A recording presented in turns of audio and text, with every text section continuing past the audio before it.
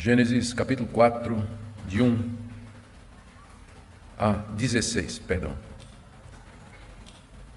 De 1 a 16. Ouçamos a leitura. Adão teve relações com Eva, sua mulher. Ela ficou grávida e deu à luz Caim. Então ela disse: adquiri um varão com o auxílio do Senhor. Depois deu à luz Abel, irmão de Caim. Abel foi pastor de ovelhas e Caim foi agricultor. Aconteceu que, ao fim de um tempo, Caim trouxe do fruto da terra uma oferta ao Senhor. Abel, por sua vez, trouxe das primícias do seu rebanho e da gordura deste. O Senhor se agradou de Abel e de sua oferta, mas de Caim e de sua oferta não se agradou. Caim ficou muito irritado e fechou a cara. Então o Senhor lhe disse: por que você anda irritado? E por que essa cara fechada? Se fizer o que é certo, não é verdade que você será aceito? Mas se não fizer o que é certo, eis que o pecado está à porta, à sua espera. O desejo dele será contra você, mas é necessário que você o domine. Caim disse a Abel, seu irmão: vamos ao campo. Estando eles no campo, Caim se levantou contra Abel, seu irmão, e o matou. O Senhor disse a Caim: onde está Abel, teu irmão? Ele respondeu: não sei. Por acaso sou o guardador do meu irmão? E o Senhor disse: o que foi que você fez? A voz do sangue do seu irmão clama da terra a mim. E agora você é maldito sobre a terra, cuja boca se abriu para receber da sua mão o sangue do seu irmão. Quando você cultivar o solo, ele não lhe dará sua força. Você será fugitivo e errante pela terra. Então Caim disse ao Senhor: meu castigo é tão grande que não poderei suportá-lo. Eis que hoje me expulsas da face da terra, e da tua presença terei de me esconder. Serei fugitivo e errante pela terra. Quem se encontrar comigo me matará. O Senhor, porém, lhe disse: não. E se alguém matar Caim, será vingado 7 vezes. E o Senhor pôs um sinal em Caim, para que se alguém viesse a encontrá-lo, não o matasse. E Caim se retirou da presença do Senhor e habitou na terra de Nod, a leste do Éden. Até aqui, queridos, a leitura da palavra de Deus. Mais uma vez pedimos, Pai, a direção do Teu Espírito Santo, na compreensão e exposição da Tua santa palavra. Fala ao nosso coração. Em nome de Jesus. Amém. Meus irmãos, o foco do capítulo 4 de Gênesis é na pessoa de Caim e a sua descendência. O objetivo de Moisés em registrar essa história que nós acabamos de ler é mostrar a bifurcação que aconteceu na humanidade logo após a queda do homem e sua expulsão do jardim. Aqui no capítulo 4, essa bifurcação moral e espiritual começa a ficar clara. Por um lado, aparece Caim, que é rejeitado por Deus, mata seu irmão, é amaldiçoado e expulso da região do Éden. Começa uma civilização lá para a banda do leste, onde constrói uma cidade e uma cultura, como nós veremos na próxima exposição. A genealogia de Caim, que ocupa o resto do capítulo 4, é registrada e fica claro que na sua descendência o pecado já está em estágio avançado. Poligamia, vingança, morte, tudo isso na descendência de Caim, cuja história começa aqui. Por outro lado, nós temos Abel, cujas obras eram justas, homem cheio de fé, e que é o primeiro a ter o seu sangue derramado por adorar a Deus da maneira correta. Depois de Abel, Deus concede Sete e depois Enos. E a partir dele, o verdadeiro culto a Deus começa a se organizar e se fortalecer.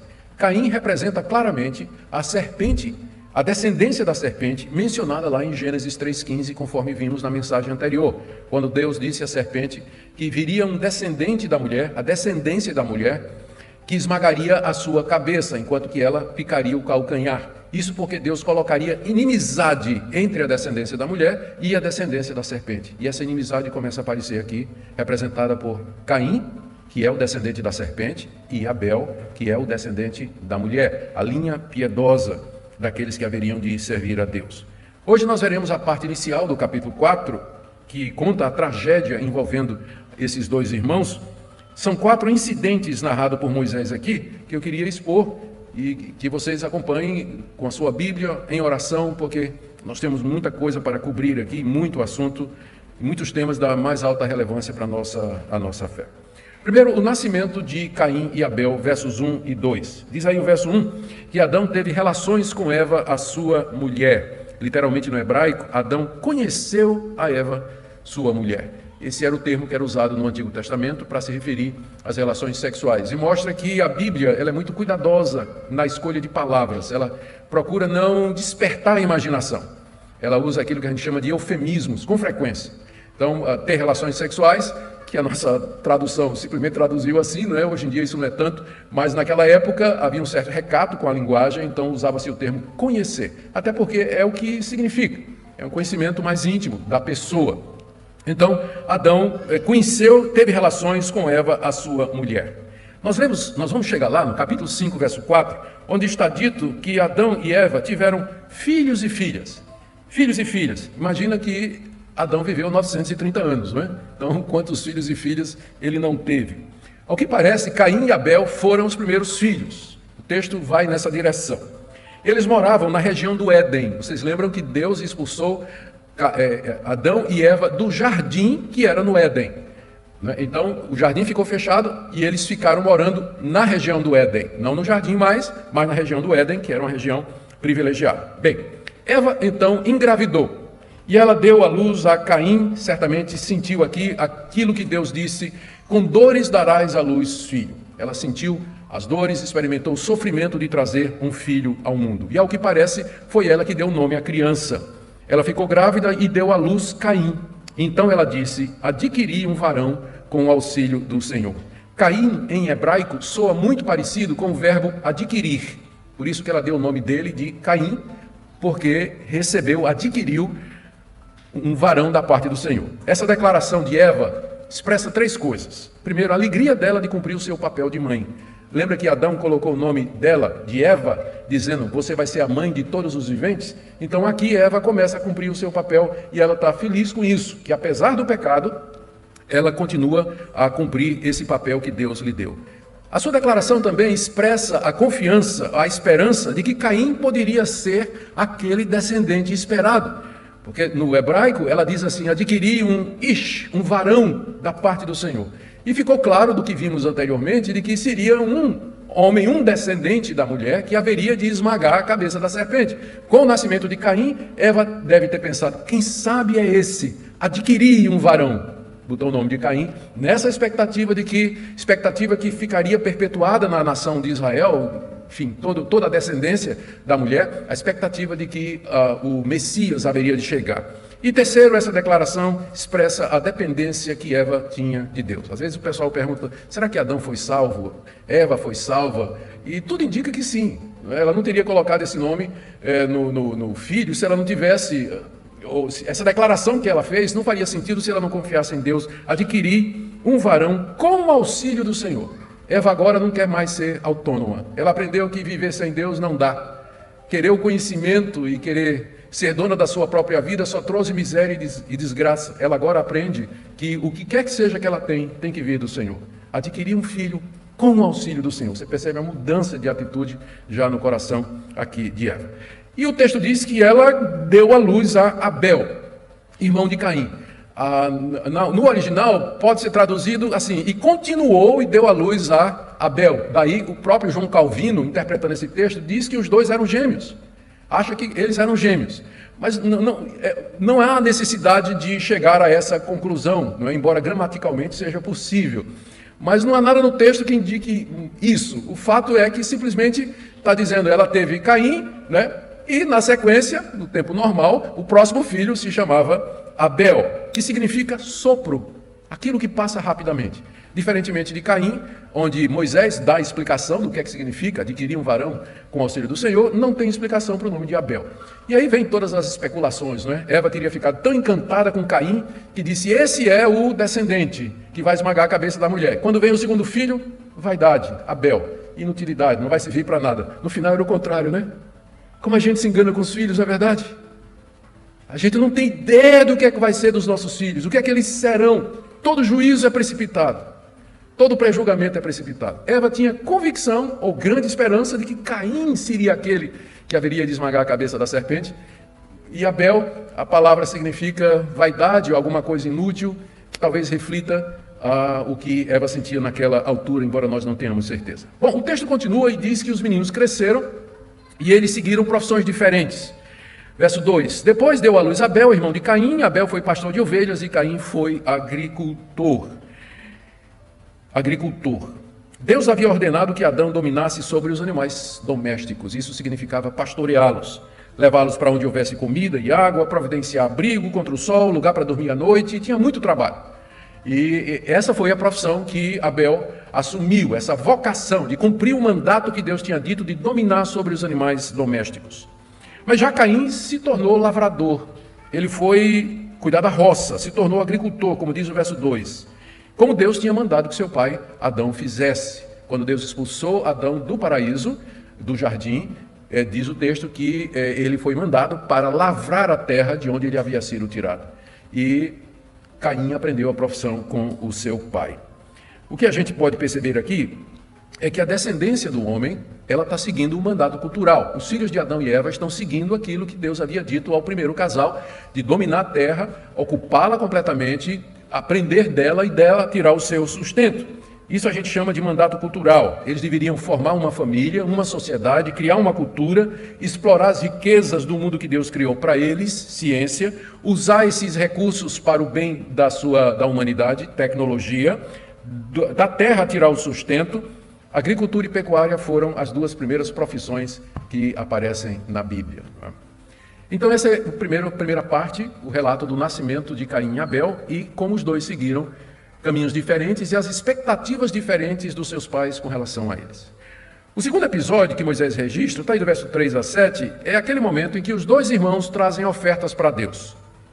Isso ocorreu ao fim de certo tempo. Veja o verso 3. Aconteceu que ao fim de um certo tempo, Caim trouxe do fruto da terra uma oferta ao Senhor. Ninguém sabe o que é que Moisés quer dizer com isso. Que tempo é esse? Quando os meninos cresceram? Quando chegou o tempo da colheita? Ou quando passou a semana e chegou o sábado, que era provavelmente o dia em que se fazia o culto a Deus? Já era conhecido o sábado desde o Jardim do Éden? Então ninguém sabe exatamente. O mais provável é que esse, ao fim de um certo tempo, se refere ao fato que depois que os rapazes cresceram e depois que eles foram instruídos por Adão sobre como agradar a Deus e como adorá-lo, porque eles não fizeram isso do nada. Eles devem ter aprendido isso com o seu pai, Adão, que por sua vez aprendeu com o próprio Deus. E aí então, no tempo certo, os dois irmãos trouxeram suas ofertas a Deus, provavelmente pela primeira vez. Num local designado para isso, na região do Éden. Muitas outras ofertas já tinham sido feitas por Adão, mas agora era a vez de Caim e Abel trazer as ofertas diante do Senhor. O alvo era obter o favor e a aceitação de Deus.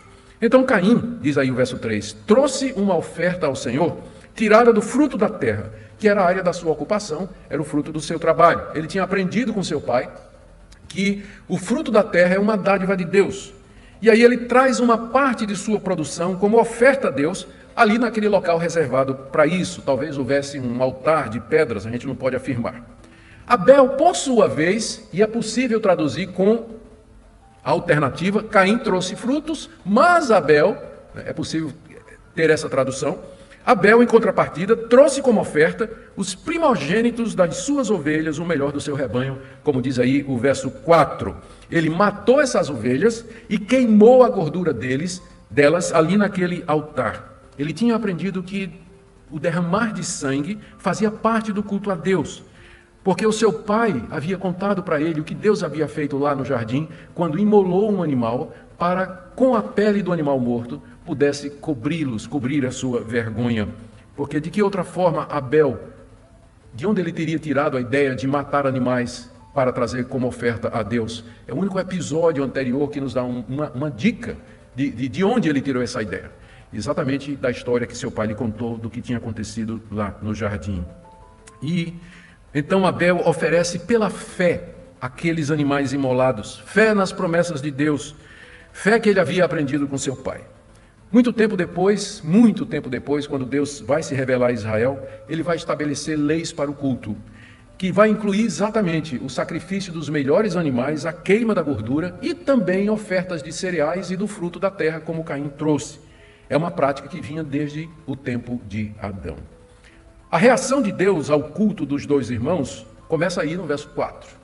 Como é que Deus reagiu à oferta dos dois? Ambos trouxeram ofertas a Deus conforme haviam sido ensinados. Não há nada errado nisso em Caim ter trazido o fruto da terra e Abel ter trazido o melhor das suas ovelhas, porque era a área em que eles trabalhavam, era o fruto do trabalho deles. Mas havia algo fundamentalmente diferente em suas ofertas, porque Deus se agradou de Abel e de sua oferta, mas de Caim, da sua oferta, ele não se agradou. Deus se agradou de Abel, final do verso 4. E como é que Abel soube disso? Como é que Caim viu isso? A resposta plausível é que, como nós vamos ver adiante, várias vezes acontecendo no Antigo Testamento, Deus fez descer fogo do céu e consumiu aqueles animais, aquele animal que estava sobre o altar, demonstrando assim a sua aprovação da oferta de Abel. E diz o texto, presta atenção no texto que isso é importante, que Deus aprovou não somente a pessoa de Abel, o que seria a sua intenção, a sua fé, sua sinceridade e seu amor. E aqui é importante lembrar que Jesus, lá em Mateus 23, verso 35, chama Abel de o justo Abel. Deus aceitou a pessoa de Abel, o justo Abel, mostrando que ele era um homem que andava nos caminhos de Deus, um homem que havia decidido não seguir no caminho do seu pai, um homem que escutou o que o seu pai tinha ensinado e resolveu seguir o caminho de Deus, conforme ele sabia, ele era justo. Deus aprovou a pessoa de Abel, mas não somente a pessoa de Abel, final do verso 4, mas também a oferta que ele tinha trazido. Os sacrifícios e sangrentos e gordura queimada do melhor do rebanho. E aqui começa o contraste, aqui começa a bifurcação. Deus não se agradou nem de Caim e nem da oferta que Caim tinha trazido. Não manifestou qualquer reação visível na aceitação, como por exemplo descer fogo do céu. Caim viu Abel trazer o sacrifício, o fogo desceu e consumiu. Caim disse, agora é minha vez. Ele trouxe o cesto de frutos, colocou no altar. Nada. Então ficou claro que Deus não tinha aceitado nem a Caim e nem a oferta dele. Moisés nos diz aí no verso 5 que Caim ficou muito irado com isso. Quando ele percebeu que não havia sido aceito por Deus, ele ficou muito irado. E não só irado com Deus, ele ficou irado com seu irmão. Ele ficou, diz o texto, transtornado a ponto dele fechar a cara. No hebraico diz que o semblante dele descaiu. E a gente sabe quando uma pessoa está com raiva, é quando o semblante descai, né? A gente vê, né? Todas as linhas ficam para baixo. Tudo. Sobrancelha, a linha da testa, a linha da boca, né? Fica tudo para baixo assim. Os olhos. O semblante descai. E aqui a nossa tradução diz, por que você está carrancudo, né? Que expressa muito bem o que aconteceu, qual foi a reação de Caim. Afinal, ele era o mais velho. Afinal, sua mãe tinha colocado o nome dele que expressava a esperança messiânica. Ele deveria ter sido aceito. O coração de Caim, entretanto, já era inclinado ao mal e agora começa a se encher de ódio contra Deus e contra o seu irmão.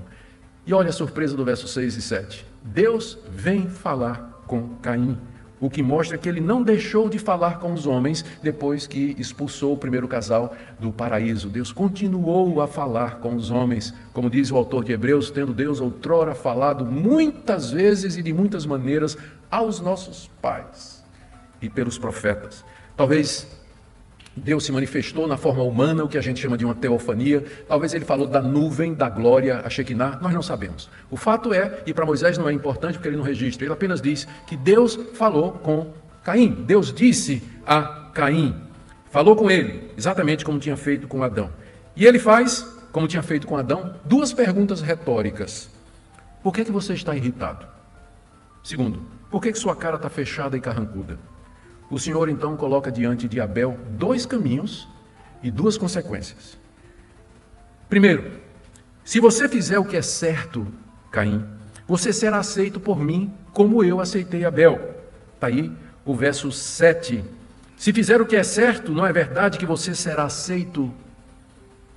Se ele tivesse trazido os primeiros e melhores frutos da sua colheita, como Abel trouxe os primeiros e melhores animais do seu rebanho, Deus teria aceitado. Era nisso em que ele havia procedido mal, cultuar a Deus como queria. É interessante que Judas, o livro que está coladinho lá em Apocalipse, o penúltimo livro da Bíblia, ele se refere a Caim como sendo o patrono das falsas religiões. Se referindo aos falsos mestres que ele ataca na sua carta, Judas, ele diz que esses falsos mestres seguiram o caminho de Caim. Qual foi o caminho de Caim? E qual a relação com os falsos mestres? Caim foi o primeiro a inventar uma religião, uma maneira de cultuar a Deus que Deus não tinha ensinado. Ele devia ter aprendido do seu pai, o que seu pai ensinou, que nós temos que dar o melhor, como Abel fez. Abel não só trouxe ovelha para matar, mas ele trouxe as primícias do seu rebanho. Essa é a diferença que há entre os dois textos. porque não estava errado trazer fruto. Porque algumas pessoas acham que o problema foi esse, que ele trouxe fruto, quando devia trazer só sangue. Não! No Antigo Testamento havia inclusive oferta de cereais, oferta do fruto da terra, oferta de gratidão, enquanto que a oferta de animais era o holocausto, que era queimado no altar. O problema não era o que foi trazido, o problema é a qualidade do que foi trazido. Abel trouxe o melhor do seu rebanho. Mas diz aqui que Caim tomou o fruto da terra. Colocou numa cesta o que ele achou e levou. Se você fizer o que é certo, você não vai ser aceito por mim? Porque Caim resolveu adorar a Deus do jeito que queria, é que Judas o chama de o patrono dos falsos profetas, que seguem o mesmo caminho de Caim. Segundo, quando Deus diz assim, se você fizer o que é certo, você não será aceito, quer dizer, se você emendar os seus caminhos maus, eu aceitarei as suas ofertas como aceitei do seu irmão Abel, que é justo. Aquele momento ali, em que Abel traz aquele tipo, em que Caim traz aquele tipo de oferta, é a consumação de uma vida que já andava errada.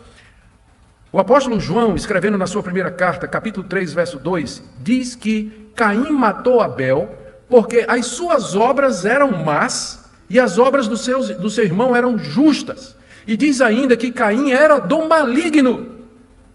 Agora você pode entender por que Deus não aceitou Caim.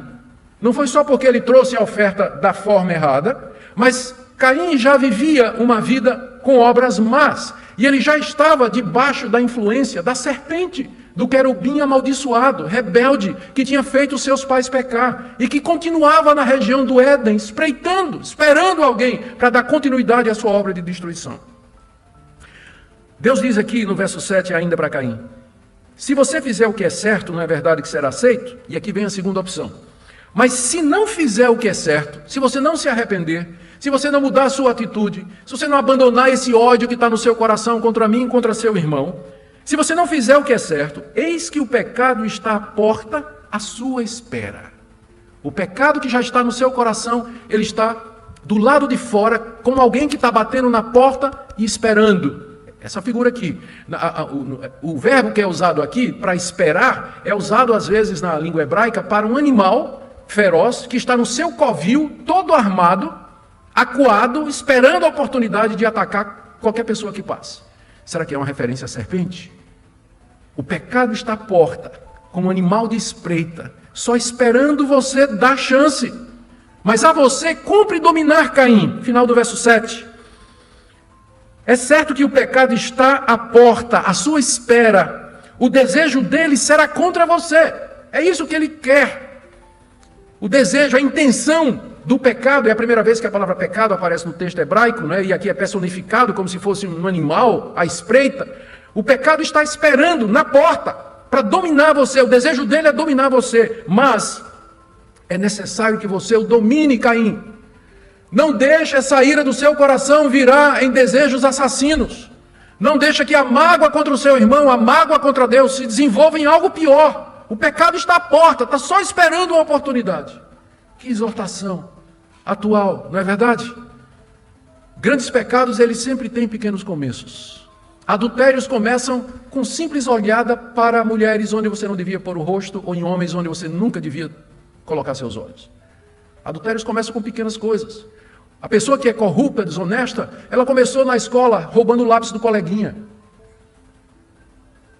O pecado está à porta, à espreita, mas cumpre que você o domine, porque senão ele vai entrar e vai se apossar de você. Se Caim não fizesse o que era certo, tudo isso haveria de vir. E do verso 8 a 10, que é a terceira parte do texto, nós temos mais uma para terminar, a gente vê com tristeza a escolha de Caim. Exatamente, a história se repete. A história de Caim é a história de Adão e Eva. Muito parecido.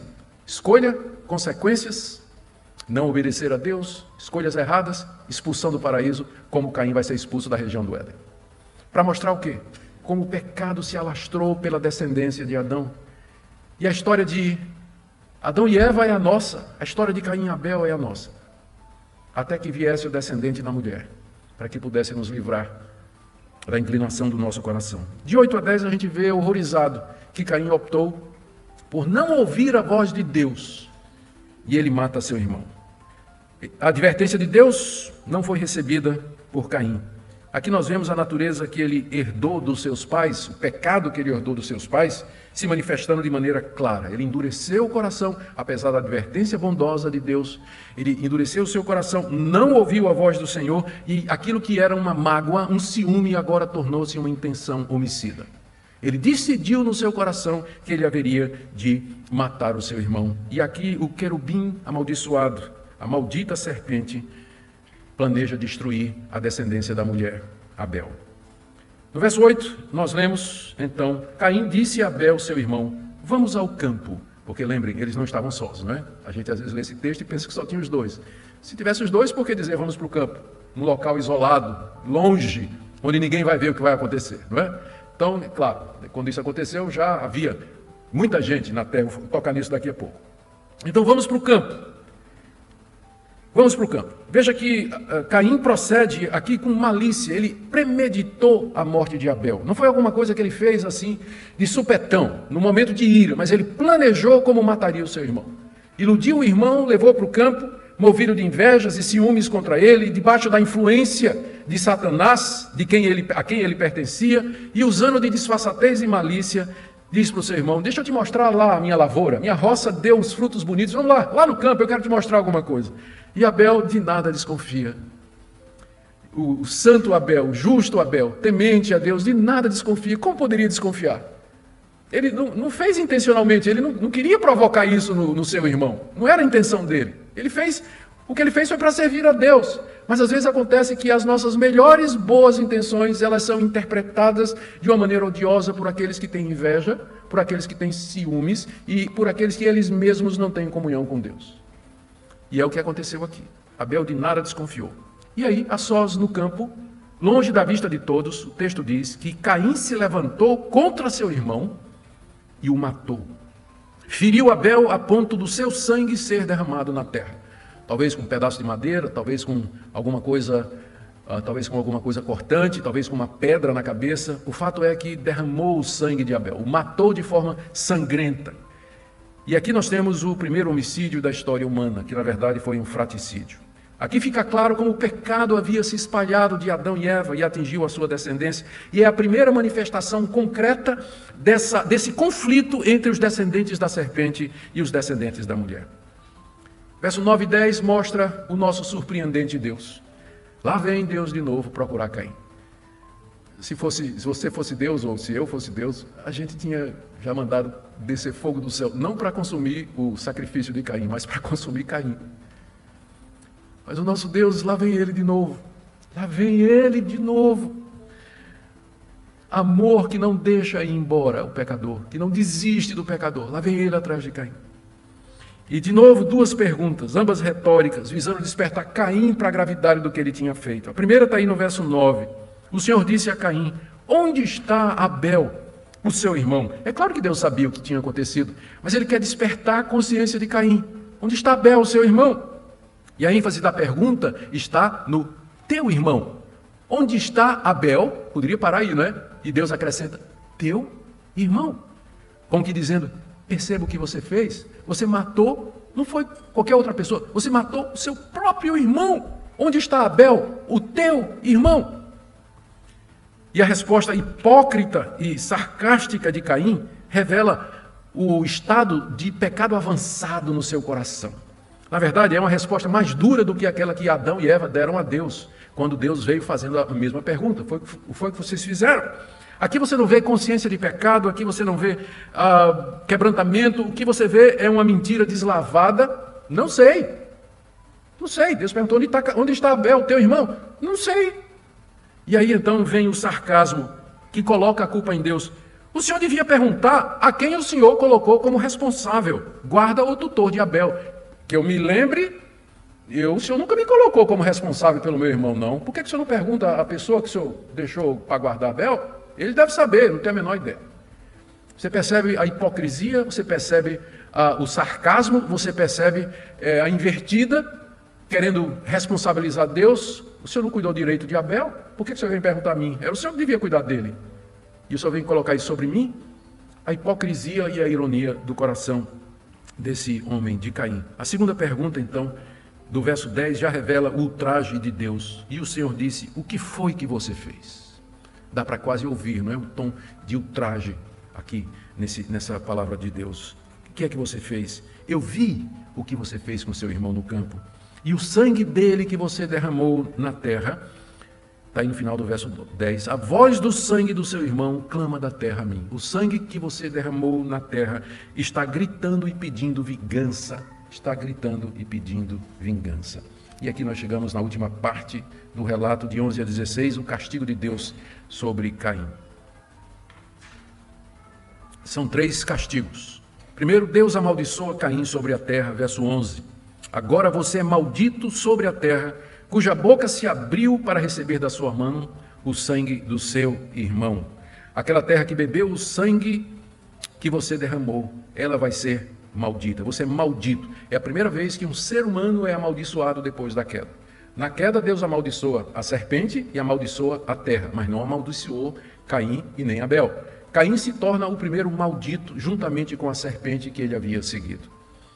Segundo, Deus torna estéril e improdutivo o solo que Caim plantar. Verso 12. Quando você cultivar o solo, ele não lhe dará sua força.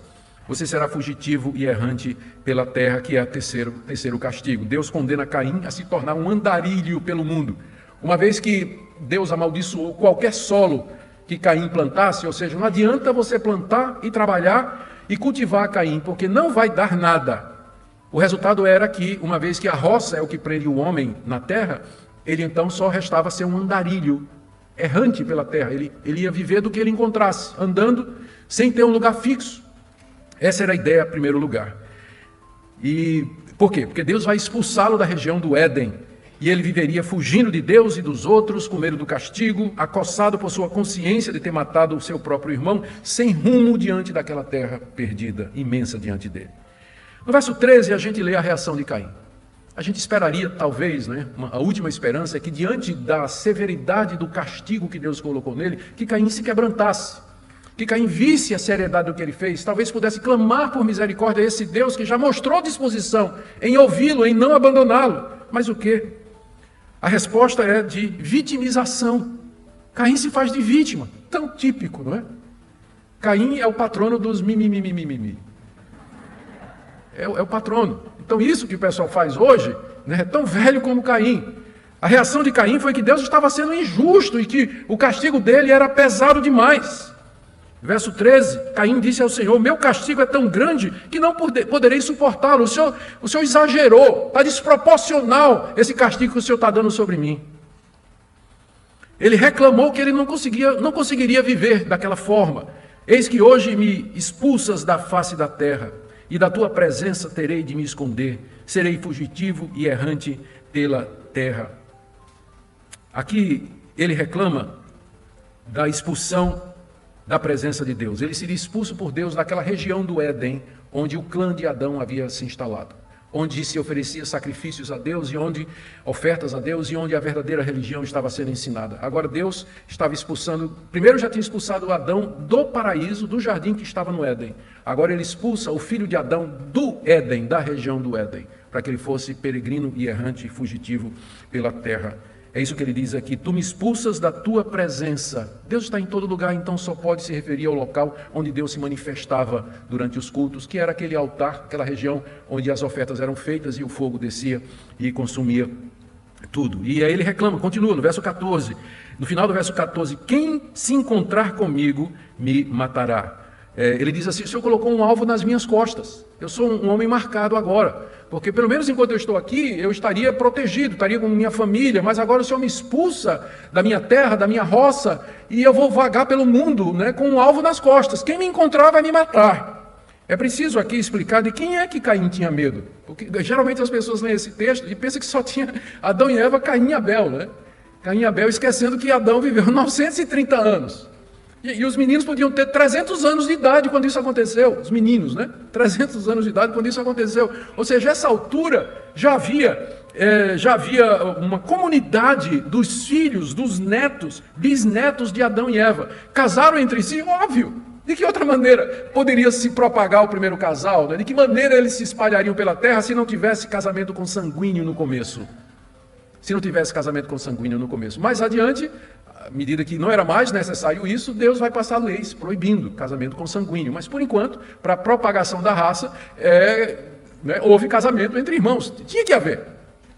É por isso que Caim diz aqui, quem se encontrar comigo vai me matar. Ou seja, alguém da população que já existia, sabedor do que Caim fez, porque foi o primeiro assassinato, ninguém tinha matado ninguém até aquela altura, seria a primeira vez, então a reação seria de pena de morte para Caim, pena de morte para Caim. E era disso que Caim tinha medo. Mas olha a resposta desse Deus surpreendente. Esse capítulo deveria ser sobre a misericórdia de Deus. Deus diz Caim, no verso 15, não, é o que Deus diz. Não vai ser assim. Não vai acontecer como você está dizendo, Caim. Segundo, Deus condena quem matar Caim a ser vingado 7 vezes, isto é, sofrer um castigo 7 vezes pior que o castigo de Caim. Como ele diz aqui no verso 15, se alguém matar Caim, será vingado 7 vezes. Quer dizer, ele vai sofrer 7 vezes mais do que esse castigo que eu estou dando a Caim. E aí, em seguida, Deus coloca um sinal em Caim para evitar que ele fosse morto por alguém. E a ironia aqui é que muita gente acha que esse sinal foi uma maldição, não é? Na verdade, não. Foi uma bênção. Era um sinal para proteger Caim. Era um alerta, dizendo assim, olha, quem matar esse homem, Deus vai fazê-lo sofrer 7 vezes mais do que ele já está sofrendo. Você vê pura misericórdia aqui. Pura misericórdia de Deus para com esse assassino endurecido.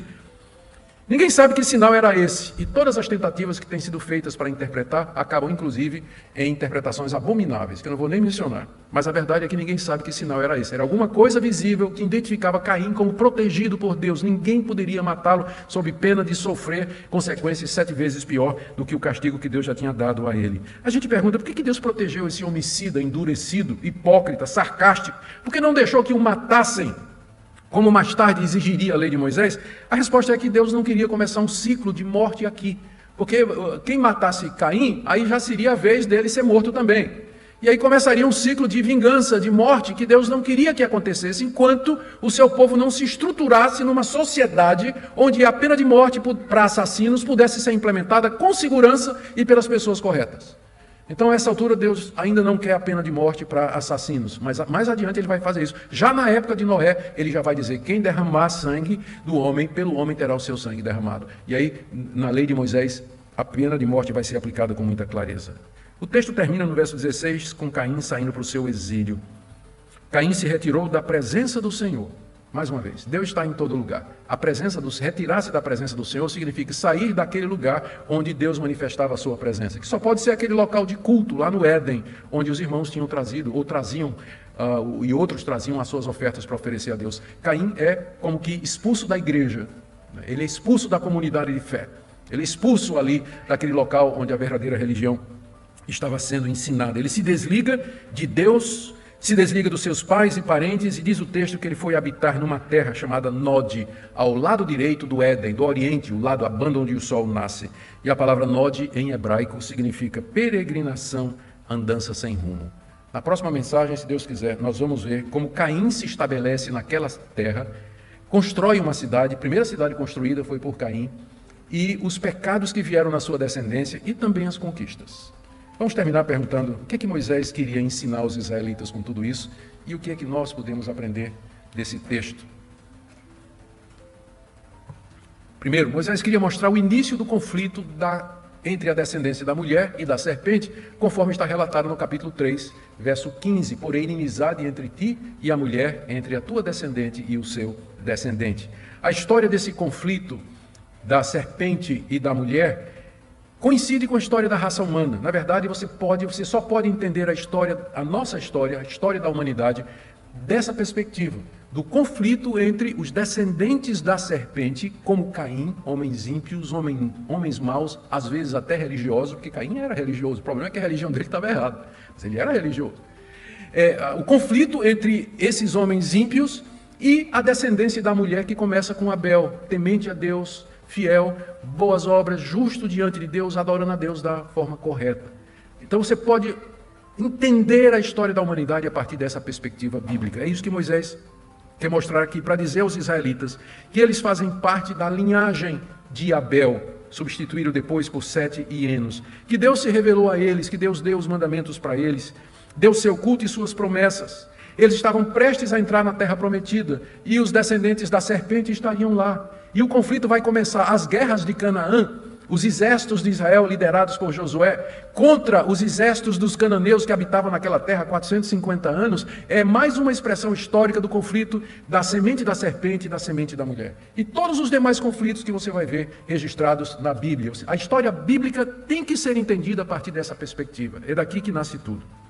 É isso que Moisés queria deixar claro para os israelitas, para que eles entendessem a história. Segundo, Moisés quer mostrar a essência do culto verdadeiro a Deus. Como eu disse, os israelitas tinham passado 400 anos lá no Egito aprendendo coisas erradas sobre Deus, deuses e culto. Iam entrar numa terra onde deuses eram adorados das maneiras mais absurdas, inclusive com o sacrifício dos filhos. Mas agora Moisés começa a mostrar como é que se adora a Deus. Primeiro, de acordo com as instruções dele, não vai fazer como Caim, inventar uma forma de adorar a Deus.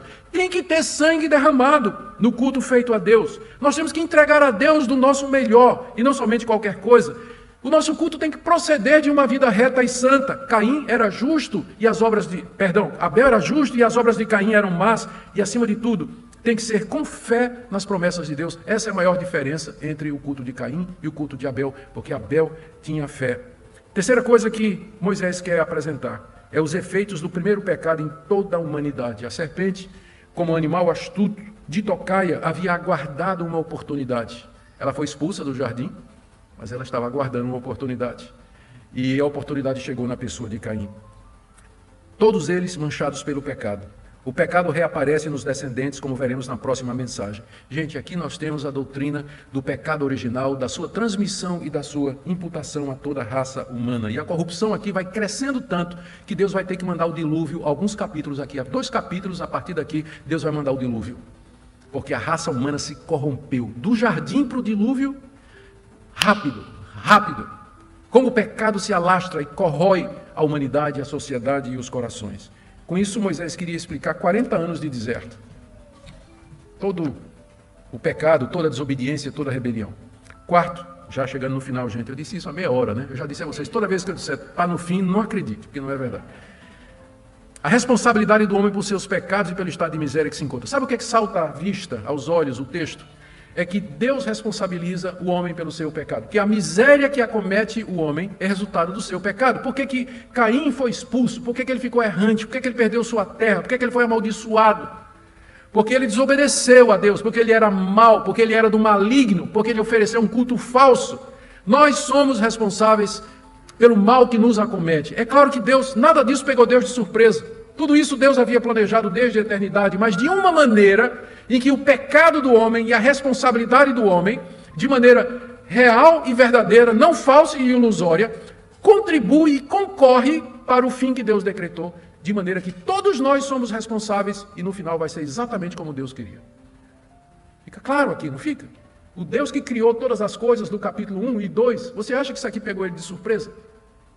Você acha? O Deus que do nada, só com sua palavra, ele cria mundos. Isso aqui pegou ele de surpresa? Claro que não. Fazia parte dos seus planos, mas de uma maneira que Caim era responsável, como mais tarde Judas, filho da serpente, possuído pelo diabo, ele vai trair Jesus e ao mesmo tempo ele é chamado filho da perdição. Aquele que havia sido predestinado para fazer isso, mas de uma forma em que ele o fez voluntariamente. Judas traiu Jesus porque quis trair. E ele é responsabilizado por isso. E por último, a continuidade da esperança da chegada do descendente da mulher. Os israelitas eram a descendência espiritual de Abel. Eles tinham recebido o culto, tinham recebido as promessas, a lei, e um dia o descendente da mulher haveria de ter seu sangue derramado como o de Abel. E aqui eu leio Hebreus 12, 24. Vocês chegaram a Jesus, o mediador da nova aliança, e ao sangue da aspersão, que fala melhor do que o sangue de Abel. O sangue de Jesus, ele fala melhor do que o sangue de Abel. O sangue de Abel fala lá da terra, eu quero vingança. Mas o sangue de Jesus diz, quem crê em mim é purificado dos seus pecados. Abel clama por vingança, Cristo oferece perdão. Que nessa manhã você creia no Senhor Jesus, que você entenda por que as coisas acontecem, que você perceba a grandiosidade da história da redenção e que você decida, com a graça de Deus, que você vai fazer parte dessa semente bendita, desse povo tão antigo quanto o jardim do Éden, que é o povo de Deus, aqui chamaram da descendência espiritual da mulher. Amém? Vamos orar? Vamos ficar em pé para orar? Logo depois da oração, nós teremos alguns breves avisos e logo em seguida a escola dominical com o nosso pastor, o reverendo Cláudio. Oremos. Ó Deus, que tua palavra fale ao nosso coração. Que nós aprendamos, ó Deus, a entender a história, a ler a história da perspectiva bíblica. E não simplesmente de guerra de nações, busca de interesses materiais, de líderes poderosos. Teorias da conspiração nos ajuda a ver o que está por detrás da tessitura da história. O que está por detrás dos fatos, que é esse conflito secular entre Satanás e seus anjos e o teu povo, os eleitos, a tua igreja. Nos ajuda a ver isso. Abre os nossos olhos para que nós vejamos o sentido da vida, de onde viemos, o que somos e para onde vamos. Abençoa esse povo querido que está aqui nessa manhã. Dá-lhes tua graça e misericórdia.